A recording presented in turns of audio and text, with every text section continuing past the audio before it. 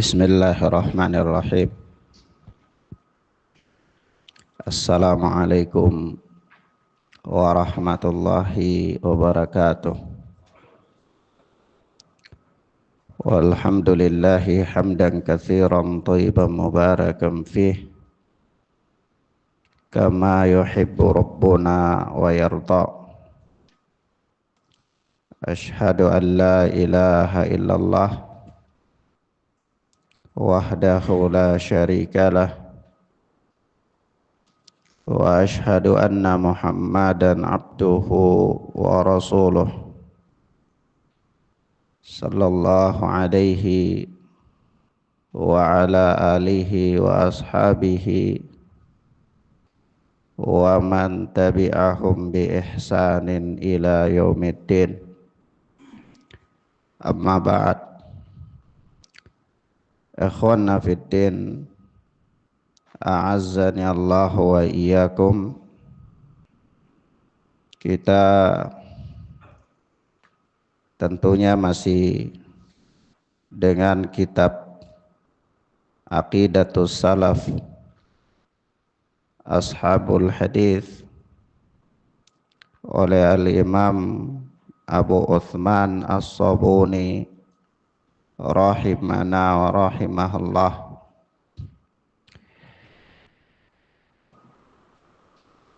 Kemudian kita masuk pada ucapan beliau.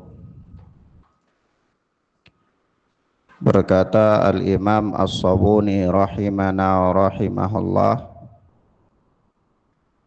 wa qad a'adallahu ta'ala ahla sunnati minat tahrifi wa takyifi wa tashbih. Dan Allah subhanahu wa ta'ala menjaga ahlu sunnah daripada tahrif, takyif dan tashbih.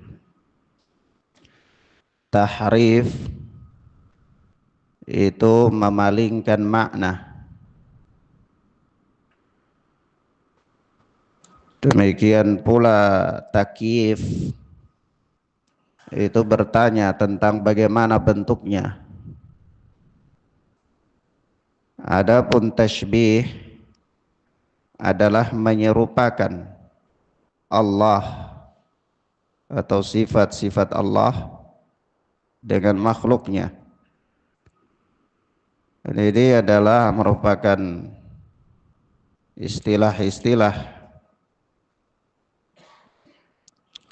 ketika kita membicarakan pelajaran asma wa sifat. Ya, kata Syekh bahwa Al-Imam bahwa Allah subhanahu wa ta'ala telah menjaga ahlu sunnah dari sikap yang demikian, yaitu dari tahrif, takyif dan tashbih. Wa manna alaihim bit-ta'rifi wa tafhim, dan Allah subhanahu wa ta'ala memberikan karunia kepada mereka dengan diberikan pengertian dan pemahaman. Pengertian dan pemahaman yang dalam terhadap nama-nama dan sifat-sifat Allah tabaraka wa ta'ala. Hatta salaku subulat tauhidi wa tanzih, sehingga mereka menempuh jalan tauhid dan tanzih. Wa tarakul qawla bit-ta'tili wa tashbih, dan mereka meninggalkan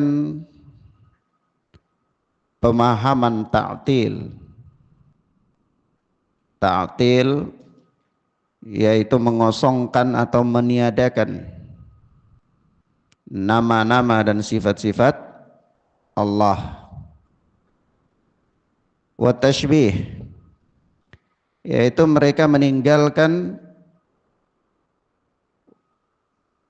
pemahaman ta'til dan tashbih dalam membicarakan nama-nama dan sifat-sifat Allah. Wattaba'u qaulallahi azza wa jal, sehingga mereka mengikuti firman Allah tabaraka wa ta'ala, laisa kamitslihi syai' wa huwas sami'ul basir. Allah azza wa jalla berfirman bahwa tidak ada sesuatu pun yang serupa dengan Allah, dan Allah subhanahu wa ta'ala adalah maha mendengar lagi maha melihat. Naam, akhwan wa akhwat, pada ucapan Al-Imam As-Sabuni ini kita dapati bahwa beliau menerangkan kepada kita bagaimana perjalanan ahlu sunnah dalam memahami nama-nama dan sifat-sifat Allah, yaitu madhabnya ahlu sunnah. Ahlu sunnah yakni orang-orang yang berpegang teguh dengan sunnah Nabi sallallahu alaihi wasallam, yang dengan nama ini mereka dibedakan dari ahlul bid'ah. Mereka dibedakan dari ahlul bid'ah. Dan ahlu sunnah itu mereka bersatu di atas pemahaman yang benar, bersatu di atas Alkitab dan sunnah. Sehingga biasanya kalau disebut ahlu sunnah pasti dibarengi dengan kalimat wal jamaah. Demikian pula ketika disebutkan ahlul bid'ah itu dibarengi dengan kata wal furqah. Ahlul bid'ah wal furqah, ini mereka berpecah belah. Nah, ahlul bid'ah itu selalu berpecah belah. Sebagaimana Allah tabaraka wa ta'ala mengatakan apa? Wala tattabi'us subula fatafarraqa bikum an sabilih. Jangan engkau mengikuti jalan-jalan yang lain selain daripada jalan yang diwahyukan oleh Allah subhanahu wa ta'ala, fatafarraqa bikum an sabilih, karena nanti engkau akan berpecah belah dari jalannya Allah azza wa jalla. Maka Mujahid mengatakan as-subul, jalan-jalan yang dimaksudkan di situ adalah al-bid'ah, berbagai macam kebid'ahan. Naam, Al-Imam As-Sabuni menjelaskan bahwa ahlu sunnati wal jamaah mempunyai madhab di dalam memahami nama-nama dan sifat-sifat Allah. Madhab mereka itu adalah semata-mata karena Allah telah menjaga mereka, dan Allah memberikan kepada mereka karunia sehingga mereka menempuh jalan tersebut. Bukan karena kehebatan mereka, bukan karena kepintaran mereka, bukan karena keahlian mereka, tidak, tapi karena Allah telah menjaga mereka dan memberikan kepada mereka karunia. Karena ya ikhwan, manusia di dalam segala perkara itu dia bergantung kepada Allah. Bahkan Rasulullah sallallahu alaihi wasallam selalu memotivasi kita untuk bergantung kepada Allah. Sampai Rasulullah itu memotivasi kita untuk meminta kepada Allah dalam hal-hal yang sepele dalam pandangan manusia. Minta apa? Minta garam kepada Allah, sepele. Minta apa? Tali sandal kepada Allah, sepele. Tali sandal itu besar gak bagi antum? Ya, sepele sekali. Tapi bukan nilai benda yang antum minta. Tapi ketika antum minta kepada Allah tabaraka wa ta'ala sampai perkara yang sepele, itu menunjukkan bahwa ketergantungan anda dengan Allah azza wa jalla. Dan ini yang diinginkan, bukan hanya sekedar garam, bukan hanya sekedar tali sandal, tapi yang diinginkan oleh Nabi sallallahu alaihi wasallam adalah kebergantungan anda dengan Allah Rabbuna jalla jalaluh. Naam. Sehingga seseorang dia selalu menyandarkan dirinya kepada Allah dalam segala hal, sampai dalam perkara yang besar ketika Allah Subhanahu wa taala menyelamatkan dia dari ketersesatan. Karena selamat dari ketersesatan adalah merupakan nikmat yang paling besar setelah nikmat Islam. Kenapa ya ikhwan? Berapa banyak orang yang Allah selamatkan mereka, Allah jadikan mereka sebagai seorang muslim, tetapi Allah tidak selamatkan mereka dari ketersesatan. Ada orang muslim tapi dia menyimpang, dia sesat. Ya.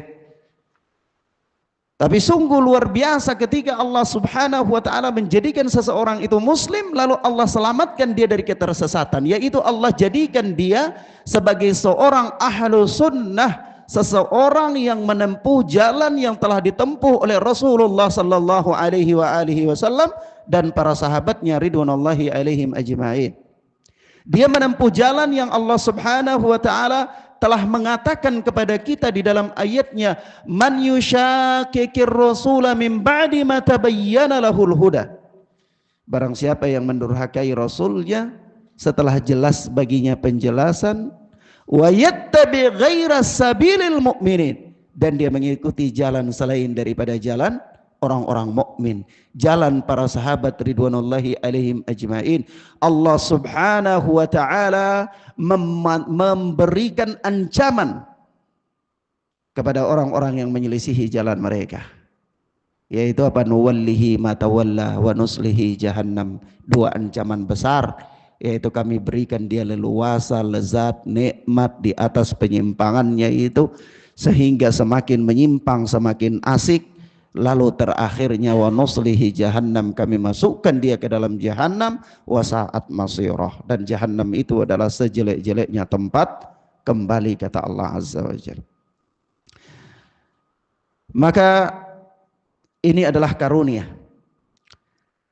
Al-Imam As-Sabuni menerangkan kepada kita bahwa jalan ahlu sunnah ini adalah jalan yang merupakan karunia Allah, dan jalan yang telah Allah jaga orang-orang itu sehingga mereka menempuh jalan itu.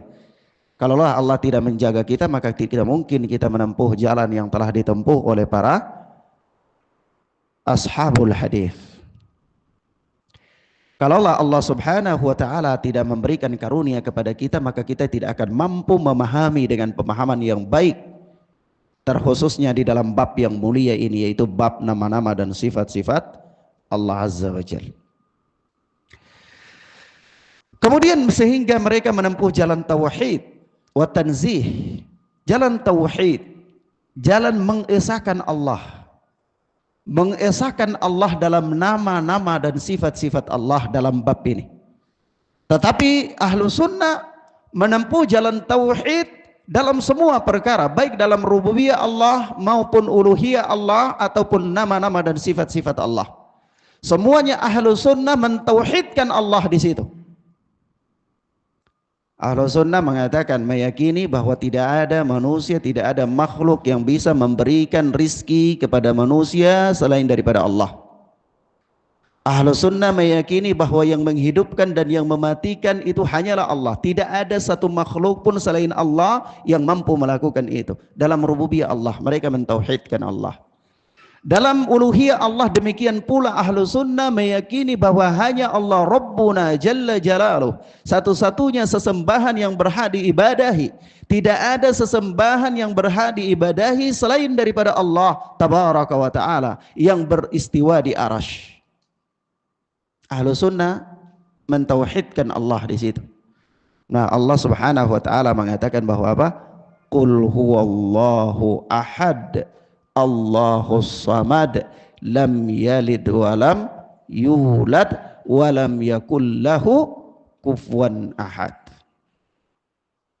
Demikian ahlu sunnah mentauhidkan Allah dalam nama-nama dan sifat-sifat Allah. Artinya dalam pandangan ahlu sunnah, dalam madhab ahlu sunnah ashabul hadis, bahwa Allah itu esa dalam nama-nama dan sifat-sifatnya. Tidak ada satu makhluk pun yang mempunyai nama dan sifat itu yang sesuai dengan Allah. Artinya nama-nama dan sifat-sifat Allah itu tidak sama dengan makhluk. Allah esa di situ. Nah, dan jalan itulah yang ditempuh oleh Ahlus Sunnah. Mereka meninggalkan pendapatnya Mu'attilah, mereka meninggalkan pendapatnya Musyabbihah. Kenapa? Karena kita sudah jelaskan kemarin bagaimana Mu'attilah, madhab Mu'attilah dalam memahami nama-nama dan sifat-sifat Allah, dan bagaimana madhabnya Musyabbihah dalam memahami nama-nama dan sifat-sifat Allah. Nah, taib. Kemudian selanjutnya berkata Al-Imam As-Sabuni rahimana wa rahimahullah. Maka sebelum kita lanjutkan dari sini, dari ucapan Al-Imam As-Sabuni ini ada kesimpulan ya, ada satu kesimpulan bahwa Ahlus Sunnati wal Jamaah dalam nama-nama Allah Azza wa Jal itu mereka menetapkannya, tetapi mereka jauh daripada sikap apa? Madhabnya Mu'attilah, madhabnya Musyabbihah. Mereka menetapkan nama-nama Allah dan sifat-sifat Allah, namun mereka jauh daripada madhabnya Mu'attilah dan Musyabbihah. Kemudian beliau rahimana wa rahimahullah berkata, wa kama warada al-Qur'anu bi dzikril yadaini fi qawlihi lima khalaqatu biyadayya. Sebagaimana Al-Quran memberikan keterangan dengan menyebutkan kedua tangan Allah dalam firman-Nya.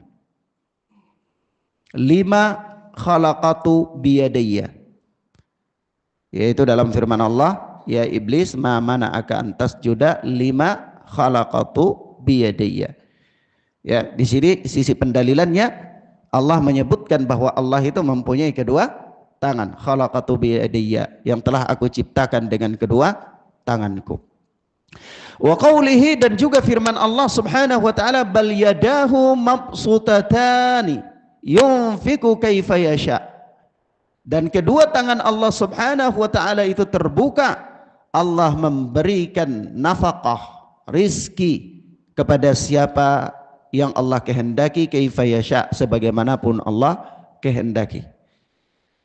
Sisi pendalilannya di sini bahwa Allah Subhanahu wa taala mengatakan yadahu, kedua tangannya. Ini sebagai bantahan terhadap orang-orang Yahudi yang mengatakan yadullahi maghlulah, tangan Allah itu apa? Terbelenggu. Maka ya ikhwan, akidah yang menetapkan nama-nama dan sifat-sifat Allah ini akidah Ahlus Sunnati wal Jamaah, dan merupakan akidahnya para nabi, para rasul, akidahnya orang-orang Yahudi.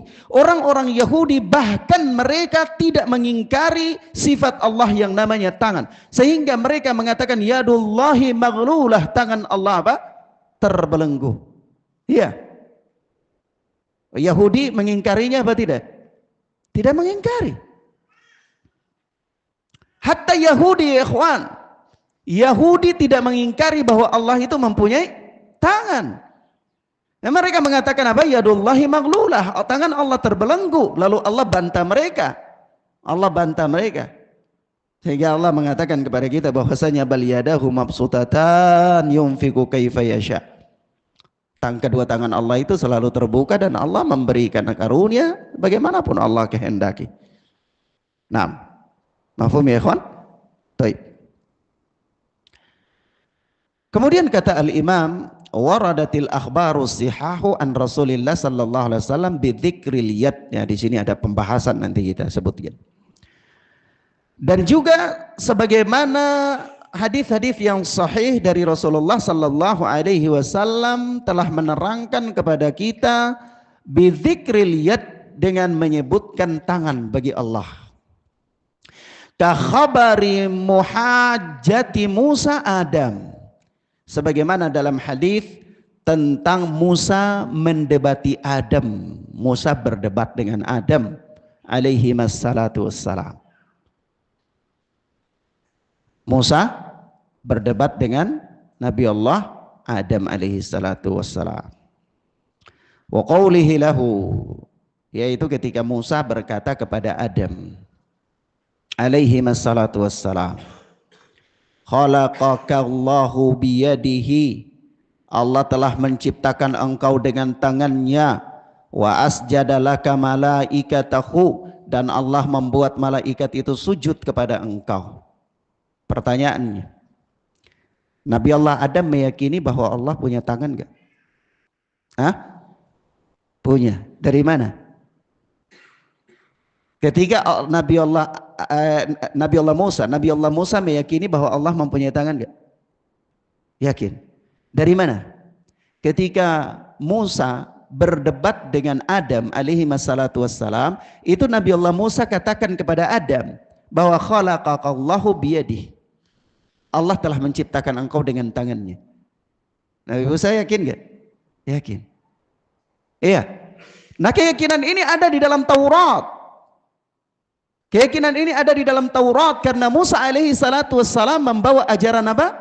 Taurat. Kemudian datang belakangan orang-orang yang kemudian dia menafikan, dia membantah, dia tidak meyakini bahwa Allah mempunyai sifat-sifat. Bahkan dia mengingkari sifat tangan bagi Allah. Bahkan maka ini menunjukkan bahwa ketersesatan orang ini jauh lebih parah daripada apa? Taurat. Iya. Jauh bahkan lebih parah daripada Yahudi, di mana Yahudi saja menetapkan bahwa Allah itu mempunyai tangan. Iya. Naam. Ikhwan, wa mithlu qawlihi sallallahu alaihi wasallam, dan juga seperti dalam hadis Nabi sallallahu alaihi wasallam, la aj'alu salihah dzurriyyati man khalaqatuhu biyadayya kaman qultu lahu kun fakana.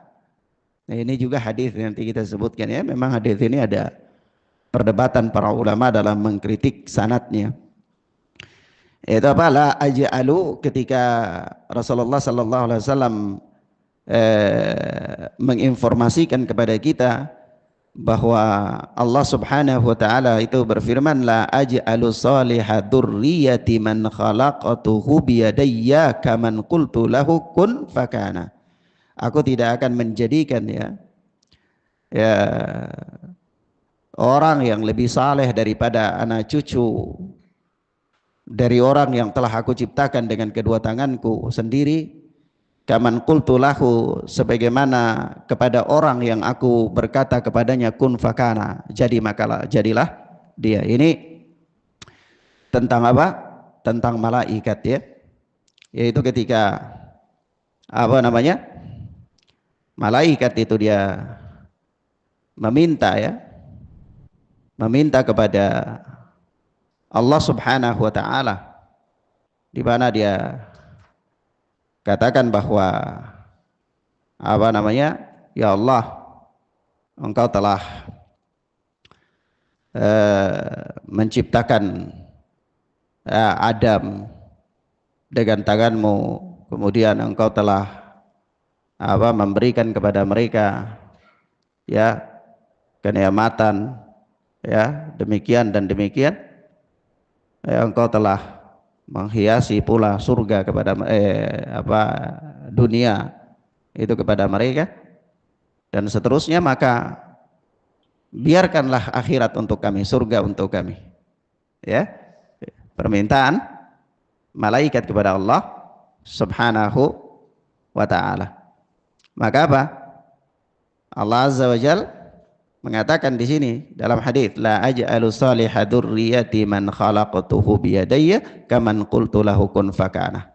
Ya, aku tidak akan ciptakan jadikan yang lebih baik daripada anak cucu yang aku telah ciptakan dengan kedua tanganku sendiri.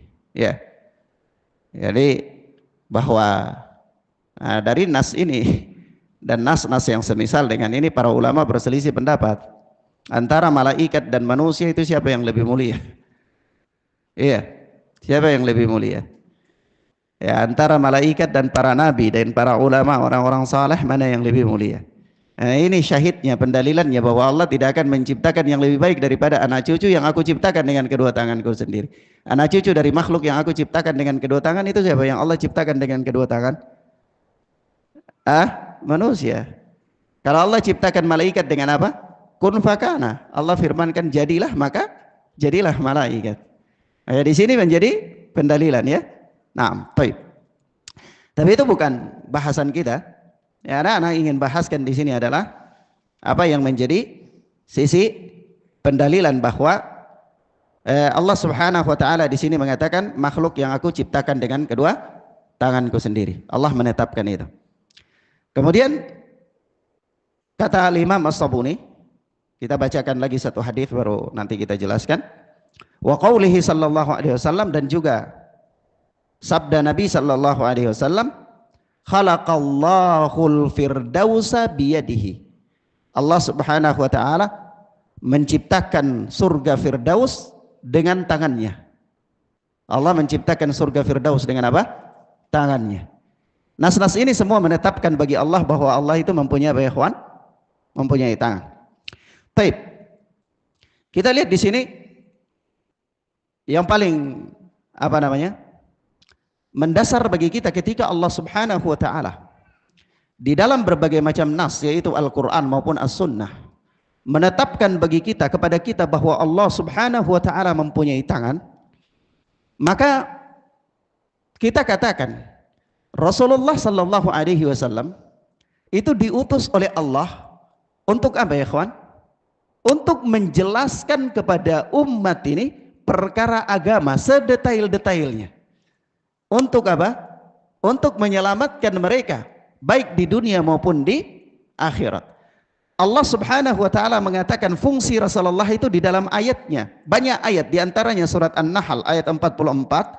Allah berfirman, "Wa anzalna ilaika dzikra litubayyina lin-nasi ma nuzzila ilaihim wa la'allahum yatafakkarun." Wa anzalna, dan sungguh kami telah menurunkan ilaika dzikra, kepada engkau ad-dzikra, Al-Qur'an. Untuk apa? Litubayyina lin-nasi ma nuzzila ilaihim, untuk menjelaskan kepada manusia apa yang dijelaskan kepada mereka. Nabi itu Allah turunkan Al-Qur'an kepada Nabi untuk apa? Untuk Nabi jelaskan kepada manusia perkara-perkara yang mesti dan harus dijelaskan kepada manusia, untuk kemaslahatan mereka di dunia dan di akhirat.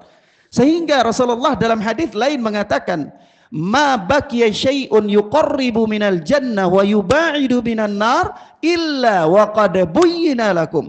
Tidaklah tersisa satu perkara dalam agama ini yang mendekatkan manusia ke surga maupun menjauhkan manusia dari neraka, melainkan telah dijelaskan kepada kalian. Rasulullah menetapkan bahwa beliau menjelaskan seluruh perkara yang mendekatkan manusia ke surga dan menjauhkan manusia dari neraka, sebagai satu bentuk kewajiban, sikap amanah yang Allah embankan kepada Rasul, yaitu wa anzalna ilaika dzikra litubayyina linnas ma nuzzila ilaihim.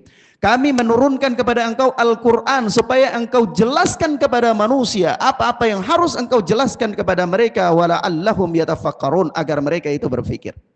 Pertanyaannya, ketika Allah mengatakan dalam ayatnya bal yadahu mabsutatan, bahkan kedua tangan Allah itu terbuka. Lalu dalam ayat lain Allah mengatakan lima khalaqatu biyadayya, kepada makhluk yang aku ciptakan dengan kedua tanganku sendiri. Lalu Rasulullah diam di situ. Apakah Rasulullah tidak menjelaskan kepada kita bahwa ini bukan dimaksudkan dengan tangan tetapi rahmat? Paham gak? Paham maksud saya gak? Padahal fungsi Rasulullah untuk apa? Menjelaskan. Ketika Allah menjelaskan bahwa kedua tangan Allah terbuka, Allah juga menjelaskan bahwa Allah menciptakan Adam alaihi salatu wassalam dengan kedua tangannya. Lalu Rasulullah membaca ayat itu dan menyampaikan ayat itu kepada kita, tapi Rasulullah diam, tidak menjelaskan kepada kita bentuknya, dan tidak menjelaskan kepada kita maksudnya ini bukan tangan sebagaimana yang kalian pahami, tetapi maksudnya rahmat adalah, atau maksudnya kudrah, kekuatan, kemampuan. Rasulullah tidak menjelaskan itu kepada kita. Berarti seandainya pemahaman terhadap lafaz ini adalah rahmat atau kudrah, lalu Rasulullah tidak jelaskan, itu berarti secara langsung kita telah menuduh Rasulullah menyembunyikan perkara yang harus Rasulullah jelaskan kepada umat. Paham gak ya ikhwan? Iya kan? Kenapa? Karena Allah perintahkan Rasulullah untuk menjelaskan kepada umat. Tapi kok di sini Rasulullah nggak jelaskan? Berarti ada asumsi bahwa Rasulullah berkhianat. Waliyadzubillah, tidak mungkin. Paham ya ikhwan? Paham ya? Baik. Kemudian di situ menjadi syahid bagi kita. Menjadi apa? Sisi pendalilan ya ikhwan.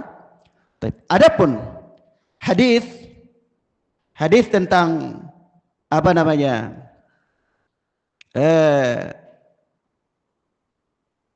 Perdebatan Nabi Allah Musa alaihi salatu wassalam dengan Nabi Allah Adam alaihi salatu wassalam adalah hadis yang diperselisihkan oleh para ulama. Asy-Syaikh Rabi bin Hadi Al-Madkhali hafizana wa hafizahullah, di dalam syarah beliau terhadap akidah salaf wa ashabil hadis ini, beliau juga mengisyaratkan kedhaifan hadis ini. Beliau mengisyaratkan tentang apa? Kedhaifan hadis ini. Tetapi ikhwan, hadis apa namanya? Afan. Hadis tentang perdebatan Musa dengan Adam alaihi salatu wassalam adalah hadis yang dikeluarkan oleh Al-Imam Ahmad dan Al-Imam Bukhari. Hadis ini adalah hadis yang sahih ya. Naam, hadis yang sahih. Afan. Adapun hadis yang menjadi perdebatan di antara para ulama adalah hadis berikutnya. Itu hadis apa tadi di situ? Ya,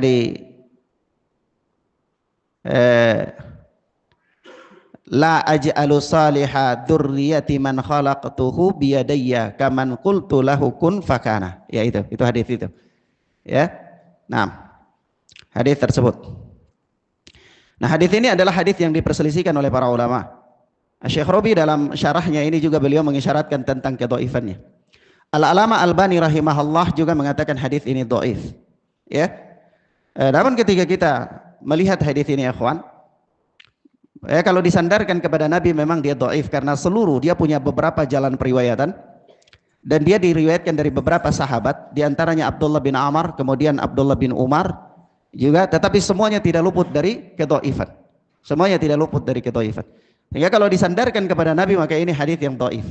Tapi kalau dikatakan bahwa ini adalah ucapan sahabat maka sahih. Datang dalam keterangan Syekhul Islam Ibnu Taimiyah dalam Majmu' Fatawa bahwa ini adalah ucapan Abdullah bin Amr.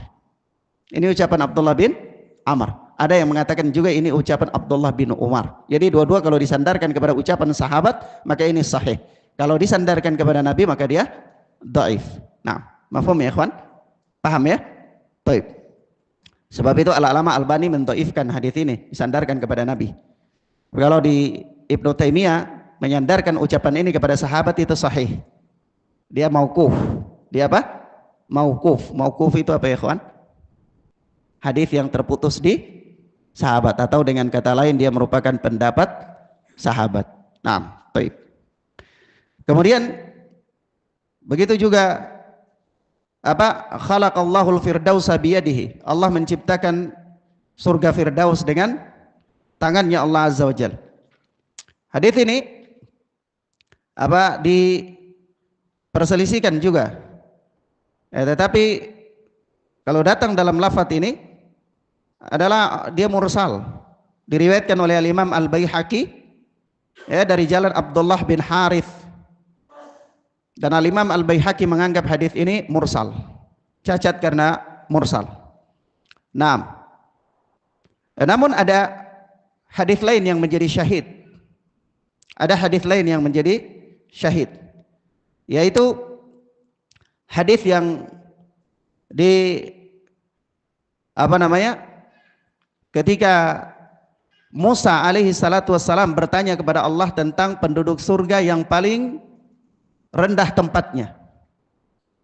yaitu orang yang terakhir keluar dari surga ya. Orang yang terakhir masuk surga ya. Nah, yaitu orang yang terakhir keluar dari neraka ya. Hitam pekat, dibuang ke dalam nahrul hayah, sungai kehidupan, kemudian ya dihadapkan ke surga dan seterusnya sampai dia terakhir yang paling masuk surga. Kemudian Musa bertanya lagi, kalau begitu ya, singkatnya kalau begitu siapa yang paling tinggi kedudukannya ya di surga itu? Lalu dijelaskan paling tinggi kedudukannya di surga adalah apa? Orang yang apa? Kata Allah Subhanahu wa taala, ulaikal ladzina aradtu garastu karamatahum biyadiyah. Yaitu apa? Mereka yang aku ciptakan tempat mereka di surga itu dengan kedua tanganku. Di surga dengan kedua apa? Tanganku. Tempat mereka di surga diciptakan oleh Allah dengan kedua tangan Allah Azza wa Jal. Ini menjadi syahid. Hadis ini diriwayatkan oleh Imam Muslim. Maka di situ menjadi syahid bahwa ya, kalau seandainya kita tidak mengatakan bahwa Allah itu menciptakan Firdaus dengan tangan Allah, tetapi Allah menciptakan tempat bagi orang-orang yang apa? Mendapatkan posisi paling tertinggi di surga itu dengan tangan Allah Subhanahu wa taala. Yang menjadi asyahid adalah di situ adanya penyebutan tangan Allah Subhanahu wa taala di dalam riwayat Muslim. Naam. Baik. Sampai di sini mafhum ya ikhwan? Sampai di sini paham ya? Baik. Kita cukupkan pelajaran kita sampai di sini insyaallah taala, dan insyaallah pertemuan berikut kita selesaikan bab tentang nama-nama dan sifat-sifat Allah. Ya, baru kita masuk pada bab yang berikut, yaitu bab tentang Al-Qur'an bukan makhluk. Al-Qur'an bukan makhluk. Jadi satu bab itu Al-Imam As-Sabuni menyebutkan banyak sekali masalah dan kaidah-kaidah kalau kita jelaskan ya. Nah, beliau memulai dengan bab tentang nama-nama dan sifat-sifat Allah. Nanti bab berikutnya beliau menyebutkan sebahagian nama-nama dan sifat-sifat Allah. Nah, nanti insyaallah taala kita jelaskan tentang sebahagian nama-nama dan sifat-sifat Allah itu. Ya, sampai pada apa yang ana jelaskan pada mukaddimah, bahwa nama-nama dan sifat-sifat Allah itu tidak ada terbatas jumlahnya. Nah, kita sebutkan beberapa hadis pada babnya insyaallah taala. Baik. Sebelum ana tutup, ana ingin sampaikan kepada antum bab ini, untuk pelajaran ini antum bisa ikuti ya. Nah, kalau misalnya tidak bisa atau masih ada yang iskal, ya nah harapkan itu bisa nulis pertanyaannya, insyaallah disampaikan pada hari Ahad ya. Nah, jangan sampai antum melewati pelajaran dalam keadaan tetap bingung ya, nanti antum masuk di dalam bangunan tidak tahu jalan keluar ya. Masuk dalam bangunan nggak tahu jalan keluar, bahaya ya. Nah, lalu apa ya kawan? Di dalam bab nama-nama dan sifat-sifat Allah ini ada perkara paling agung yang harus dihindari oleh para penuntut ilmu, yaitu apa? Perdebatan. Menghindari perdebatan dalam nama-nama dan sifat-sifat Allah. Jangan suka debat dalam nama-nama dan sifat-sifat Allah Subhanahu wa taala ya. Nah, kita tidak mengenal ya metode yang demikian dari kalangan para salaf. Kita tidak mengenal itu. Kalangan para salaf menyampaikan dalil dan membantah, menyampaikan kekurangan pendapat yang menyimpang, sudah khalas, selesai. Tidak ada perdebatan dalam nama-nama dan sifat-sifat Allah. Kenapa? Karena kita tidak boleh berdebat dalam sesuatu yang kita tidak punya pengetahuan tentangnya. Karena Allah tidak memberikan kita pengetahuan detail tentang nama-nama dan sifat-sifat Allah. Ya, Allah tidak memberikan kita pengetahuan tentang itu, melainkan Allah sebutkan nama-nama dan sifat-sifat Allah, sudah sampai di situ. Hatta Nabi saja yang fungsinya untuk menjelaskan itu, Nabi tidak masuk untuk menjelaskan bagaimana sedetailnya nama dan sifat Allah. Nabi menyampaikan kepada kita nas, ya sudah khalas, sampai di situ. Maka anak katakan lagi bahwa ruang ini bukan ruang perdebatan. Hindari perdebatan dalam ruang yang seperti ini. Kenapa ya kawan? Karena Maturidiyah, Mu'tazilah, Asy'ariyah selalu mengajak ahlul hadis untuk berdebat dalam bidang ini dari zaman dahulu kala ila yaumil qiyamah, sampai hari kiamat. Tetapi para ulama sudah punya metode. Al-Imam Ahmad sudah tahu bahwa Maturidiyah, Mu'tazilah, Qadariyah, Musyabbihah, Mu'attilah, mereka akan mengajak ahlul hadis untuk berdebat dalam bidang ini. Sehingga di dalam Ushulus Sunnah Imam Ahmad itu beliau sudah menyebutkan bab dilarang berdebat dalam persoalan ini. Imam Al-Barbahari juga sudah tahu. Maka Imam Al-Barbahari mengatakan dalam nama-nama dan sifat-sifat Allah tidak usah bertanya kaifa walima, bagaimana dan kenapa, sudah tidak usah. Mereka sudah tahu enggak? Sudah tahu. Antum baru lahir kemarin, jangan berdebat. Ulama dulu kala sudah tahu dan ulama sudah bilang jangan, begitu. Mafhum ya ikhwan? Paham ya? Baik. Ila huna ikhwan naktafi bihadzal dars wa sallallahu ala nabiyyina Muhammad wa ala alihi washabbihi wasallam. Subhanakallahumma bihamdika asyhadu an la ilaha illa anta astaghfiruka wa atubu ilaik. Wassalamu alaikum warahmatullahi wabarakatuh.